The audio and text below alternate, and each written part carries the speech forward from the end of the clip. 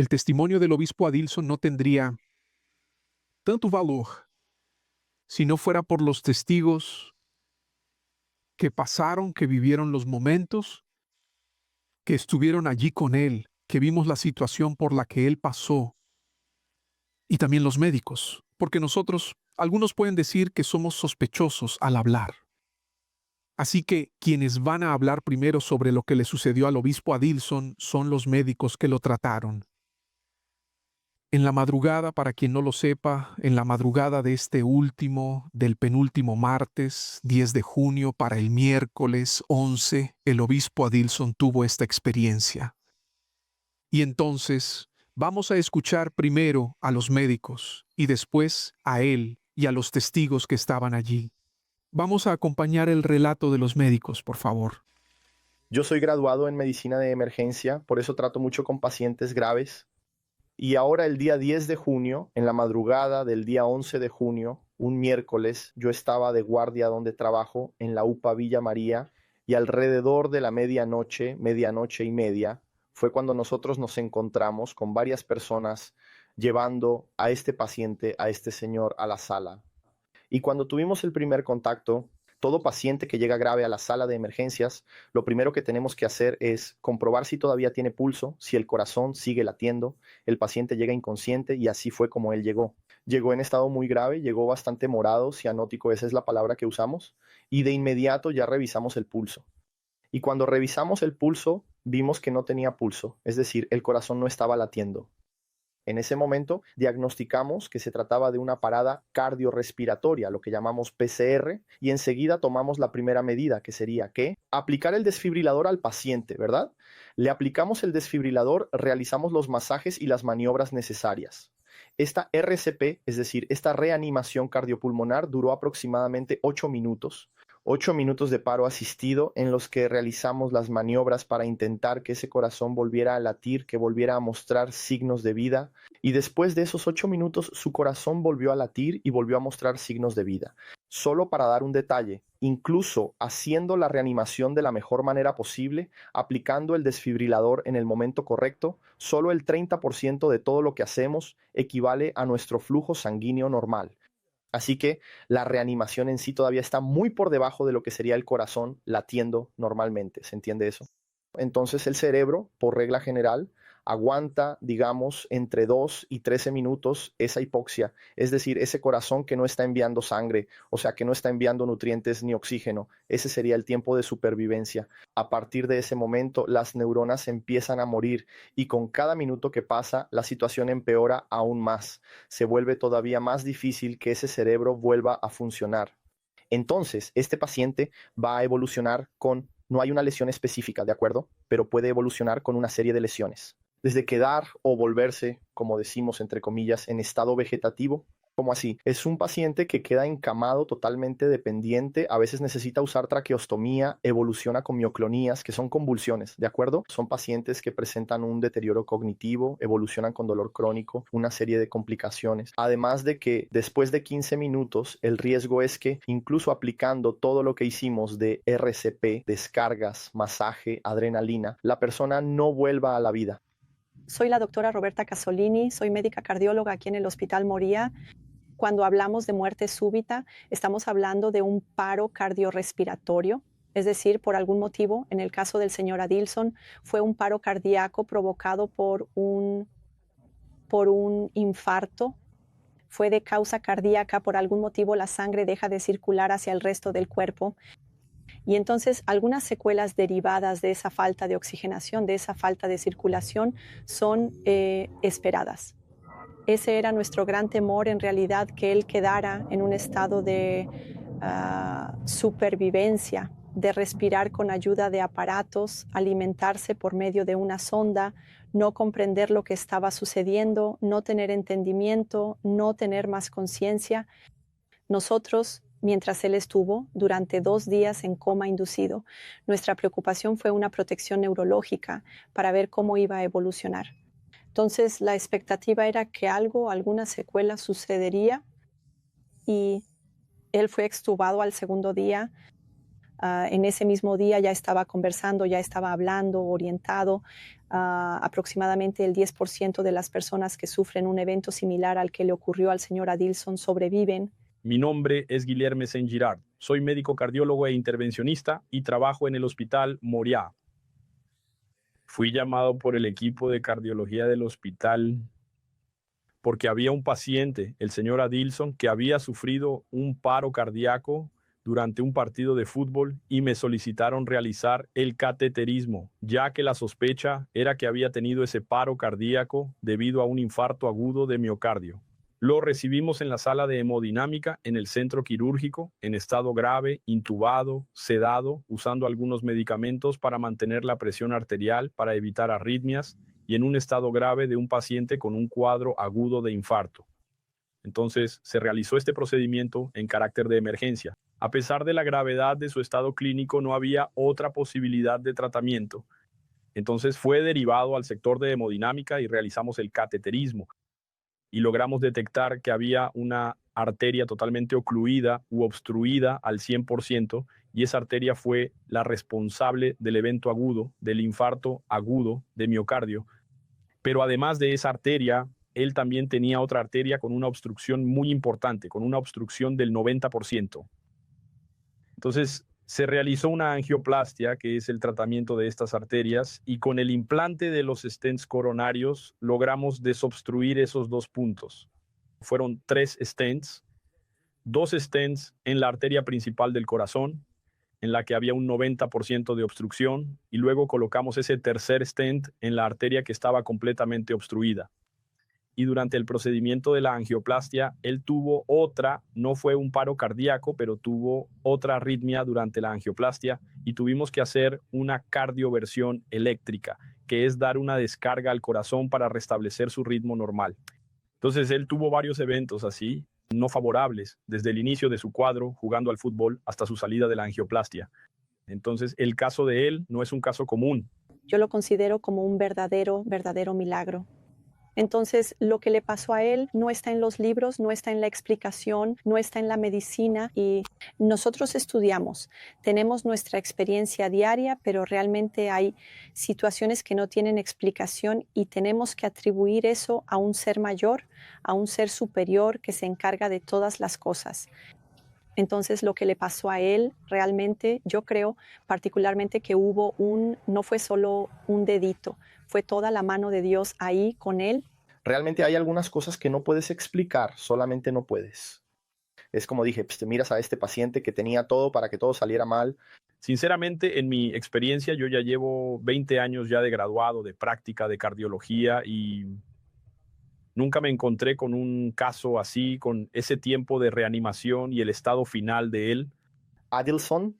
Bueno, querido, quería primero decirte que me alegra mucho. Aprovecha, ¿vale? Este renacimiento. Es lo que le digo a todo el mundo, un paro. Que el corazón se detenga, amigo mío. Es lo más grave que tenemos en la medicina. Y tu corazón, gracias a Dios, está latiendo y está latiendo fuerte ahora, por lo que dicen tus colegas. Así que aprovecha esto con uñas y dientes, ¿de acuerdo? Y sea una persona feliz, ¿de acuerdo? Señora Adilson, lo que tengo que decir es que nuestro gran regalo, ¿no?, de estar aquí todos los días trabajando, es ver situaciones como la suya, de volver a casa bien, saludable, junto a su familia. Así que puede estar seguro de que eso es lo que motiva nuestro trabajo día a día, ¿vale? Reciba mi abrazo, un gran cariño. Quisiera enviar un gran abrazo para el obispo Adilson. Me alegré mucho, de verdad, de verlo en la habitación aquel día, el miércoles pasado, bromista, sonriente, con muy buena salud, y espero que se recupere, que pronto vuelva a sus actividades y estamos a su disposición. El equipo de cardiología del hospital, que tenga éxito aquí en su carrera, en la vida, así que quiero enviarle un gran abrazo a él y a su familia, a su esposa y a todos los de la familia. Obispo Adilson Silva, ven aquí.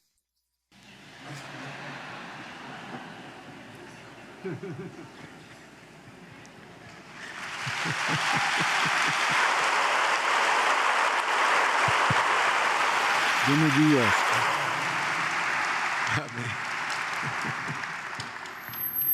Todo el mundo quiere saber por dónde. Empezamos. El obispo Judson también estuvo allí porque Yo particularmente ya estaba durmiendo a esa hora, sinceramente. Y los chicos jugando al fútbol. Niños, ya sabes cómo es.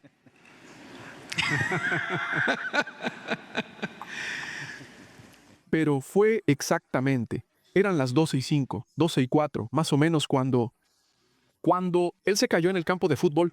Más o menos eso, la 1:03, 1:04. Y entonces, Estábamos jugando, ¿no? Empezamos a las 10 de la noche, como jugamos todos los martes, y en el último partido mi equipo había perdido y yo me quedé afuera, fui al coche. El mío ganó, ¿no? ¿ve? ¿Verdad? Sí, eso es otra parte. Pero no me acuerdo. Gracias a Dios. Entonces, cuando perdí, fui al coche a esperar al obispo y en el último minuto, normalmente jugamos hasta la medianoche, pero dieron 5 minutos más y cuando eran las 12:03, 12:04, el obispo Adilson se cayó y un pastor que estaba cerca le preguntó, ¿se siente bien, señor? Pero él no respondía. Entonces corrieron hacia el coche y dijeron, obispo, el obispo Adilson se está sintiendo mal. Y yo corrí. Cuando llegamos allí, el obispo Adilson primero tuvo una convulsión. Luego empezó a perder el color y a cambiar de color. Se puso morado muy rápido. Entonces nos orientaron a llamar a la ambulancia, pero iba a tardar mucho y no sabíamos dónde había un hospital más cercano en medio de toda esa agitación. Dijimos, vamos a ponerlo en el coche y llevarlo nosotros mismos. Cuando dijimos, vamos a llevarlo, vamos a meter el coche aquí dentro del campo, una persona que no es de la iglesia escuchó y tomamos el coche y salimos. Y esa persona se subió a la puerta del coche y había una UPA cerca del campo que es nueva allí y nadie lo sabía a menos de un minuto. Y el chico iba afuera, Lucas, el hijo del obispo, estaba en el asiento delantero, yo y otro pastor estábamos en el asiento trasero y no había ninguna respuesta. Estábamos orando, todos orando. Dios no, Jesús, no dejes que él se vaya, no te lo lleves, ten misericordia, actúa aquí todos orando. Y él se fue desvaneciendo, se fue quedando en una situación en la que todos decían, murió. Y el chico saltó a la puerta, fue afuera agarrado y él dijo, gira a la derecha, gira a la derecha, gira a la derecha 3 veces y llegamos a la UPA en menos de 1 minuto, solo que ya habían pasado 8 minutos en el campo. Llegamos a la UPA, nos atendieron de inmediato, el obispo Adilson entró, los pastores también fueron para allá, nos quedamos orando, llamé al obispo Renato, después de que él ya estaba en la UPA, pero todavía no había vuelto, creo que era 12:13. y 13, Está ahí en mi celular. fue la primera llamada. Entonces imagínate, disculpa, de verdad despertar y recibir esa noticia, ¿no? Para que entiendas lo que estaba pasando. Me desperté, la llamada duró 1 minuto y 15 segundos. Saltamos de la cama, Cristian y yo, y fuimos, nos vestimos. En realidad, antes de vestirnos, levantamos las manos al cielo. Y solo recuerdo que grité y dije, Dios mío, ahora no. No es justo.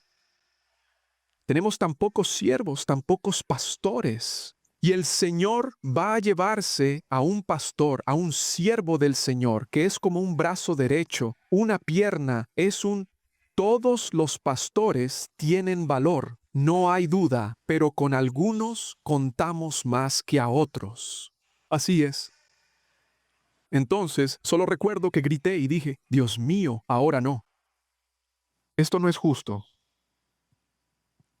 Y determinamos, tráelo de vuelta a la vida, porque cuando él llamó, acababan de llegar a la UPA, estaban allí intentando resucitarlo. Nos vestimos, tomamos el coche y fuimos para allá. Llegamos más o menos 10 minutos, pero en el camino, el obispo Judson me llamó de nuevo para contarme lo que había sucedido. El médico se quedó junto con el equipo intentando reanimarlo. Primero hicieron masaje, luego usaron el desfibrilador y no nos dejaron quedarnos adentro. Creo que solo el hijo del obispo se quedó adentro. Nosotros nos quedamos orando y ese minuto parecían 10, ese minuto parecía una eternidad. Y nosotros seguíamos preguntando, ¿y ahora? ¿Alguna señal? ¿Ya pasó algo? Entonces vino una enfermera y dijo, no. Hasta ahora no ha vuelto, él no ha regresado. Es decir, si no ha regresado es porque murió. Como dijo el doctor, no había ninguna señal. y después de unos 8 minutos más o menos yo estaba en el pasillo y llegó la noticia más esperada, que él volvió. Entonces le agradecimos a Dios, yo le llamé y le dije, obispo, él volvió. Usted ya estaba llegando allí. Llegamos allí y no sé exactamente los procedimientos que hicieron, le pusieron adrenalina y todo eso, respiración, en fin. Pero era una UPA, tenía que ser trasladado urgentemente al hospital. ¿Dónde estaba la ambulancia que no llegaba? Salimos de la UPA a las 3 y casi a las 4 de la mañana. Casi a las 4 de la mañana fue que salimos de la UPA. Pero gracias a Dios por la UPA, ¿sabe? Gracias a Dios por el doctor Dino, que fue el primero en hablar y que hizo un trabajo excelente. Las manos de Dios naturalmente usaron las manos de él y del equipo que estaba allí. Porque como escucharon decir a los médicos, no es normal lo que le pasó a él. No es normal. No solo que haya regresado, sino que haya vuelto sin secuelas, después de 16 minutos sin latido cardíaco y sin oxigenación. Bueno, ahí entra tu parte. Yo recuerdo, creo que menos del 50% de todo lo que pasó. Me acuerdo, el primer recuerdo que tengo fue cuando regresamos del coma y la doctora, además los doctores que estaban haciendo los primeros estudios para saber si tenía alguna secuela. Ese es el primer recuerdo que tengo. Pero antes de hablar de eso, creo que Rosana, que estuvo allá entre el martes, en la madrugada de martes para miércoles, hasta el día que salí de la intubación, que fue Viernes por la Entonces, tarde. Anteayer, del proceso eso, de intubación. exacto. Entonces, ella estuvo todo el tiempo en el hospital, acompañándome. Y quisiera que dijeras sobre el momento que los doctores te dijeron si tenías conciencia de lo que estaba pasando. Cuando mi hijo me llamó diciendo que Adilson estaba en la UPA, imaginé que se había roto algo, porque es fútbol, ¿no? Entonces él me dice, no, mamá, mi papá tuvo un paro cardiorrespiratorio y lo están resucitando. Y en ese momento, como dijo el obispo, yo estaba durmiendo. Dije, no, Dios mío, está amarrado. Y luego, poco después, él me llama y dice, mi papá volvió. Y desde que llegó al hospital de madrugada, ya llegó en coma. Y el médico me dijo, mire, él va a estar 48 horas en coma inducido. Eso después de todo el procedimiento. Él tuvo un infarto, pasó por un cateterismo y vamos a esperar a que despierte. Entonces yo, está bien. ¿La señora sabe lo que le puede pasar a él? Dije, lo sé. Él puede tener un derrame, parálisis de un lado, puede tener varias secuelas por lo que pasó, porque no hubo oxígeno en el cerebro durante esos 16 minutos. Entonces, estamos esperando cualquier cosa. Yo, está bien. Entonces, los médicos hablaban y yo iba a los pies del Señor Jesús, exigiendo eso a Dios. Yo escuchaba, pero clamaba a Dios, Dios, no acepto secuelas, y lo hice varias veces. Y cuando lo sacaron del coma, todos los médicos, habían varios médicos a su alrededor. Y él fue despertando. Entonces la neuróloga estaba allí y, señora Dilson, apriete mi mano. Él apretó. En el lado derecho, en el lado izquierdo. Sí, levante su pierna derecha. Él la levantó. Levante la pierna izquierda. Él la levantó. Me da un pulgar arriba. Él hizo el gesto de pulgar arriba con los 2 dedos para comprobar su función neurológica. Y él fue respondiendo. Y yo estaba al lado. Ella me miró así, luego lo miró a él, miró al otro médico que estaba al lado. Yo dije, nadie explica a Dios, es un milagro. Entonces, en ese momento, recuerdo que le pregunté así. Hubo un momento en que le dije, ¿quién soy yo? ¿Cuál es mi nombre? Entonces él dijo, Rosana. Luego también le pedí que hablara. Mi hijo estaba a mi lado. ¿Quién es él? Entonces él respondió, dijo, Lucas. Así que todo lo que los médicos veían allí en ese momento era el verdadero milagro, ¿no? Entonces los médicos se pusieron felices porque no había secuelas después del coma. Y hubo una doctora, la doctora Filomena, que se me hizo así algo muy interesante, porque yo estaba haciendo todas las pruebas y ella dijo, traigan una guitarra. Y realmente creo que no había una prueba más confiable, porque música es matemática, es memoria, eh, para hacer que uno... Sí, coordinación motora. Para que uno haga los acordes en la guitarra necesita coordinación motora. Y llegó la guitarra. Y me acuerdo de haber cantado 2 canciones. Tocar 2 canciones. Entonces ahí fue como si hubiera estado probado que no habían secuelas. Y yo, así, cuando él hizo, la doctora dijo, trae la guitarra. Yo pensé, no, ella está bromeando conmigo. ¿Cómo va a tocar él? Él todavía estaba en la UCI, lleno de aparatos. Entonces le fueron quitando los aparatos. Mira, no necesitas esto. Y hubo complicaciones en ese momento dentro de la UCI. Y cuando ella dijo, trae la guitarra, yo dije, está bien. Ella insistió tanto que lo trajeron. Entonces, en ese momento, le di la guitarra. Incluso hay video y fotos que muestran ese momento, él tocando y cantando. Y no se equivocó con la letra de la canción, no perdió el ritmo, fue todo así, un milagro. Ese es el hecho, un milagro. Nuestro Dios es ese Dios, ¿verdad? Ahora, si el Señor me permite, creo que todos tienen la curiosidad para saber a dónde fui.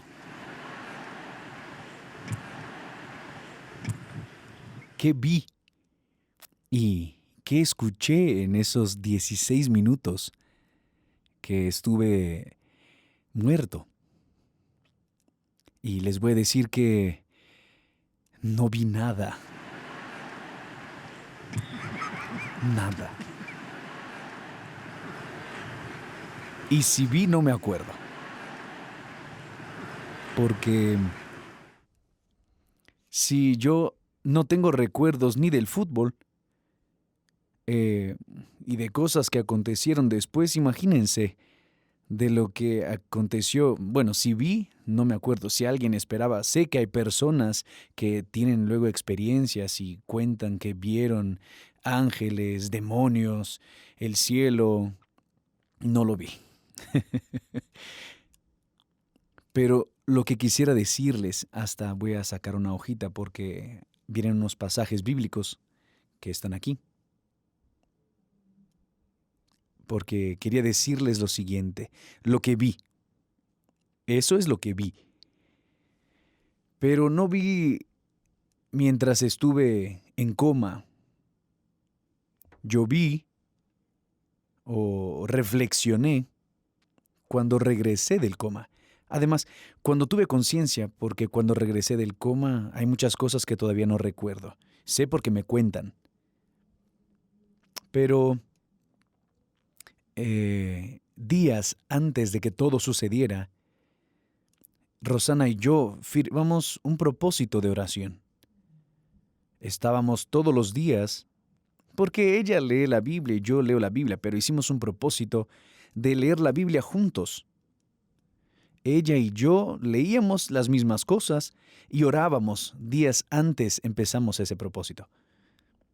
Y entonces, después de todo, cuando ya había regresado del coma en la recámara, empecé a reflexionar.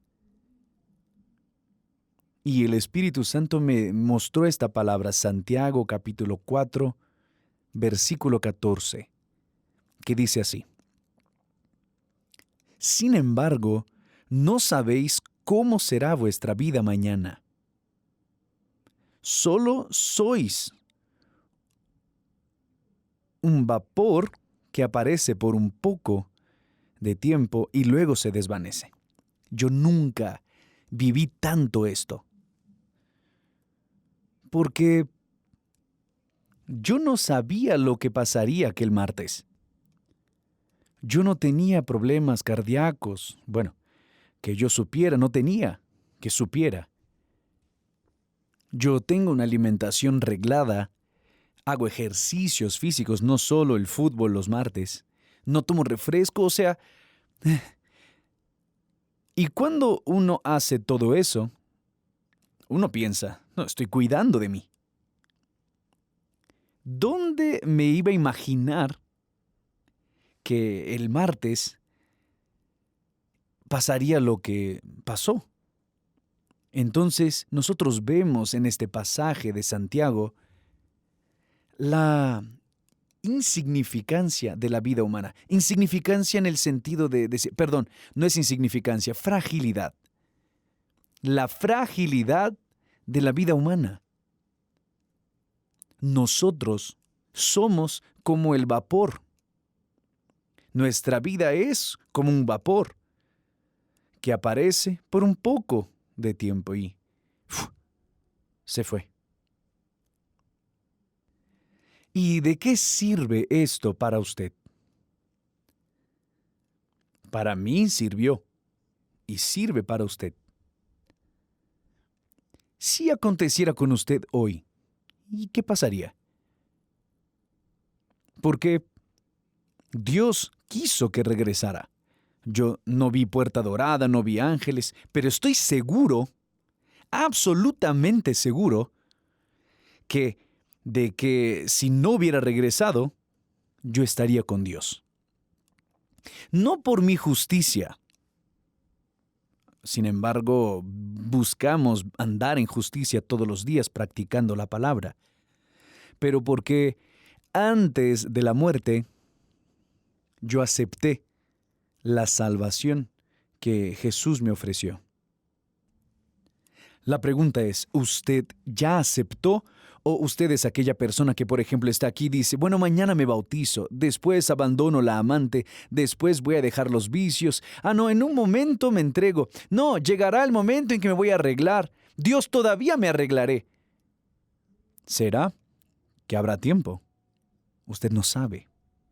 Nadie sabe el día de mañana.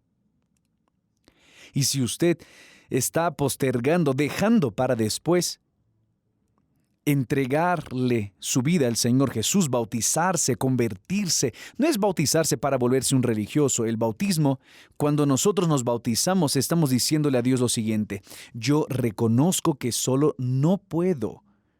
Mi justicia por sí sola no es suficiente. Entonces, yo acepto lo que el Señor pagó por mí. Y a partir de ahí, usted pasa a vivir una nueva vida. Entonces, consulte su vida y vea si usted hoy, si está preparado para esto. Y un otro pasaje, de hecho, otros pasajes que Dios habló mucho conmigo, porque hay un momento en que uno dice, ¿por qué? ¿Por qué? Si estoy sirviendo al Señor, estoy trabajando para el Señor, ¿por qué? Y abrí la Biblia en Isaías capítulo 45, versículo 9, y dice así: ay del que pleitea con su hacedor. El tiesto con los tiestos de la tierra. Dirá el barro al que lo labra: ¿qué haces? ¿O tu obra no tiene manos? O sea, este pasaje muestra la arrogancia humana. El ser humano que cuestiona a Dios sabe que llega ante Dios y dice, ¿qué es lo que estás haciendo? ¿Por qué eso? ¿Por qué lo otro? Somos un tiestos entre tiestos. Amén. Y creo que el pasaje aquí más conocido es el de Romanos 8, versículo 28. Y sabemos, vean bien, no dice sentimos, dice ¿qué? Y sabemos, Dios trabaja con conocimiento, saber. Uno tiene que tener conocimiento, no basta sentir. No dice y sentimos, no. Y sabemos que para los que aman a Dios, todas las cosas cooperan para bien. No de todos, pero de aquellos. Si usted ama a Dios, aunque lo que aconteció no es bueno, Dios transformará eso en un bien. El dolor no es bueno, pero Dios transforma el dolor en un bien para usted, si usted lo ama. ¿Quién lo ama?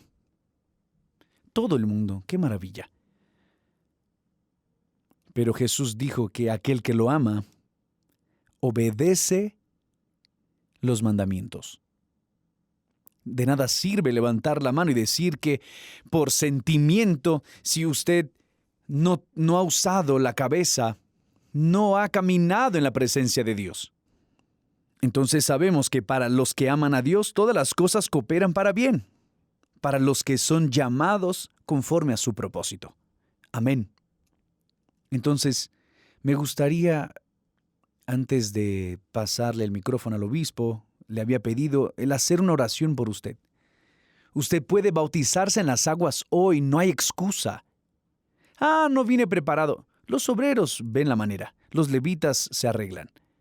Hacemos lo que sea por un alma. Hay mucho más conseguir una ropa.